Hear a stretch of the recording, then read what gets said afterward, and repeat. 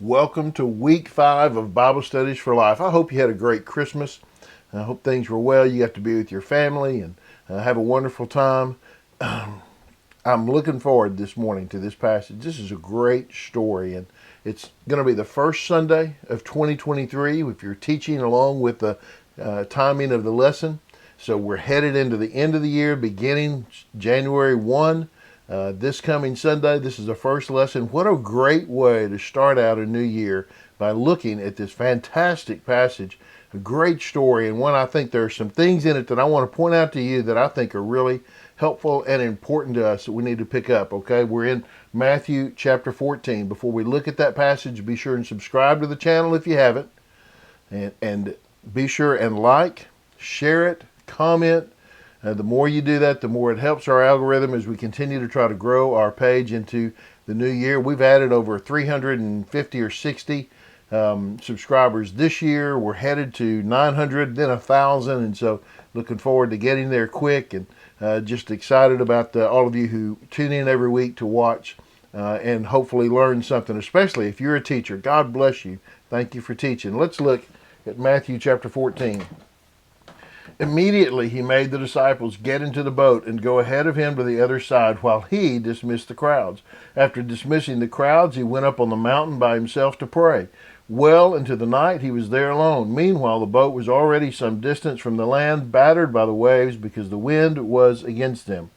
Okay, so Jesus is there. There's the crowd, right? He tells them, we're going to go to the other side, right? So he says, get in the boat and go ahead of me to the other side. So he sends them on to the other side, and he dismisses the crowds, and then he goes up on the mountain by himself to pray. Okay, there's just a couple of little things here that I think are important. One of those is that Jesus took time to pray by himself, that he didn't take the disciples with him every time. He took this time to go on his own to pray, right, by himself up on the side of the mountain, right? The second thing is to pick up that he sends the disciples go to the other side with the idea, I will meet you over there. And you know, some of them had to be thinking, well, how's he going to get there unless he goes over there in one of our boats? You know, how's that going to work? But they go. They do what he tells them to do. And so he goes up to pray, right? And the boat is distant from the land, battered by the waves. The wind is against them. It's in a storm. They go out into a storm. So I want you to pick this up. Does Jesus know when he tells the disciples to get in the boats and go to the other side, does he know that there's a storm coming? Can he know that? Certainly. He's God. He knows what's going to happen. He's fully aware of what's about to occur. And yet he sends them on purpose into a storm. Now, it seems evident that it wasn't a storm yet. It was after they got out there, sometime in the middle of the night, the wind picks up. Now, you know, they can't go to their weather app and check it. They can't tune in to the local TV station and find out what the weather's going to be out on the sea. They're sailors, you know. I mean, they spend time. They're not sailors. They're fishermen. They spend time on the water, and maybe they know, but it's late. They go.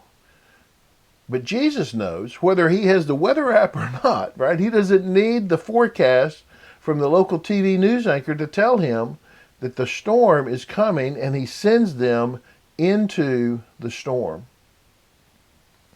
I think we ought to dwell on that just for a minute. You know, what does it mean that Jesus sometimes might send us into a storm, that potentially being totally obedient to him might end up with us in the middle of a storm? Jesus came toward them walking on the sea very early in the morning. And when the disciples saw him walking on the sea, they were terrified. It's a ghost, they said, and they cried out in fear. And immediately Jesus spoke to them, have courage, it is I, don't be afraid. So Jesus knew what he was going to do. He was going to just walk out there and meet them. Okay? Look. If this doesn't tell you there's something different about Jesus, right? He's like, y'all go and I'll catch up with you. And they're thinking, okay, well, he can't be in a boat going faster than we're going, and then they're in a storm, and how's he going to get here? And then here comes Jesus walking across the water. Now let's go back. There was a lot of waves, right? The wind is against them, And Jesus is just walking across very early in the morning, which means it is dark 30, right? It's dark outside. And you ever been on a lake at night when it's a cloudy night, maybe? I don't know. It doesn't say it's a cloudy night necessarily. It's a windy night. But it's dark. Even if the sky is full of stars, it's still dark. And they see Jesus somehow walking across the sea, and they think what I think any of us. I don't think there's anything about this statement right here, it's a ghost, that we should condemn them for. I think we all would have thought, that's got to be a ghost. We're seeing things, but when we're all seeing the same thing, well, it can't just be a mass hallucination. Must be a ghost, right? And they're crying out, they're afraid, right? Here I come, I'm about done. And then Jesus speaks to them, have courage, it's I, don't be afraid. Hey, don't worry, guys, it's me. I don't know that necessarily helps them, because now we've got to deal with the fact that Jesus can walk on the water. Every time it seems that Jesus sends them somewhere, he is teaching them, right? I mean, he's doing it. Every time they go, he's teaching them. And here there are things that they need to learn about Jesus. Remember the time they're in the storm and Jesus is in the boat with them, and then he calms the wind and the waves, and they're like, I can't believe it. Who is this guy? He can calm the wind. He can calm the storms. They can't believe it. Well, here he's walking across the water, and they're afraid. They're afraid. He says, don't be afraid. No need. So Peter gets a lot of grief here. We'll see why. But man, we ought to have some respect. Give him his props here, right? Lord, if it's you, Peter answered him, command me to come to you on the water. And he said, come. And climbing out of the boat, Peter started walking on the water and came toward Jesus. Now, if we just stop right there and don't go any farther, that's pretty amazing, isn't it? Peter says, Lord, if it's you, I want to come see you. And Jesus says, come on. And so he gets out of the boat. I think it's helpful when we read narrative passages like this to, in our mind, kind of put ourselves in a place. Like, let's say you're one of the other disciples in the boat. And you see this, and just picture what it looks like when Peter puts his leg over the side of that boat to walk on the water, right? What's it look like? And think about everything that you've ever seen happen when somebody puts both legs on the other side of the boat and lets go of the side. What happens? Well, they go under, right? But Peter doesn't. He starts walking across the water, headed to go see Jesus.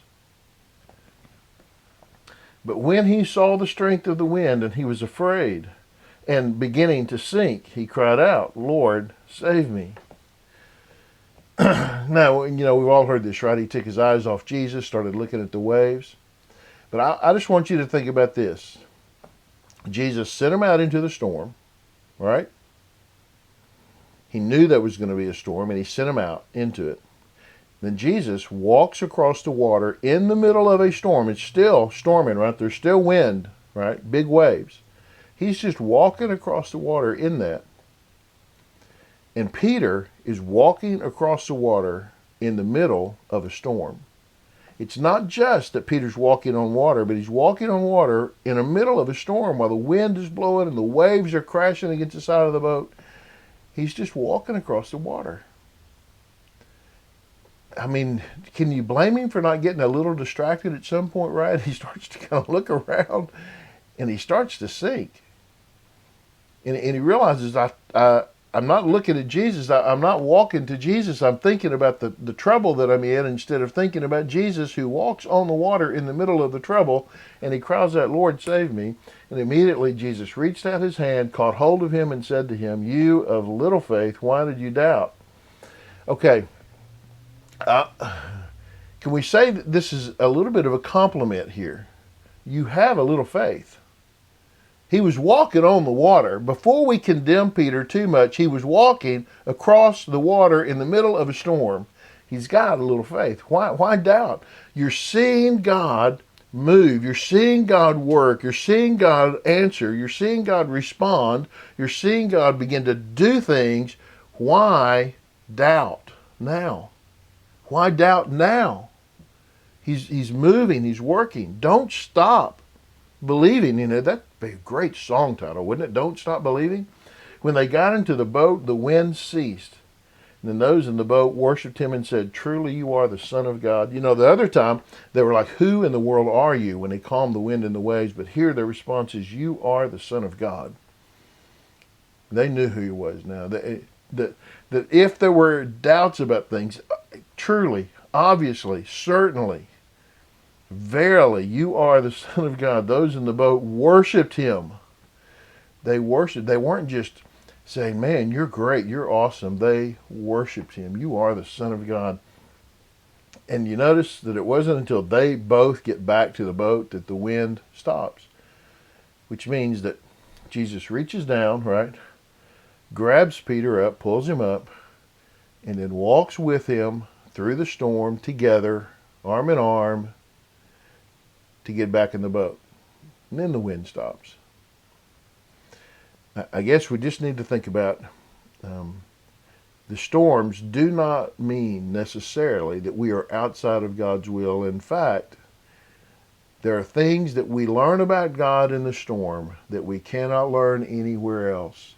And once we've started trusting him, don't stop. Don't stop. Keep believing, right? You've got a little faith. Don't doubt now, okay? Thanks for watching. Thanks for teaching. Man, I hope you catch this idea headed into 2023. Don't stop believing in God now. You've seen him work. Keep trusting him to do his will, okay? Thanks for watching. We'll see you next time, okay? Subscribe, like, share it with others, comment. See you next week.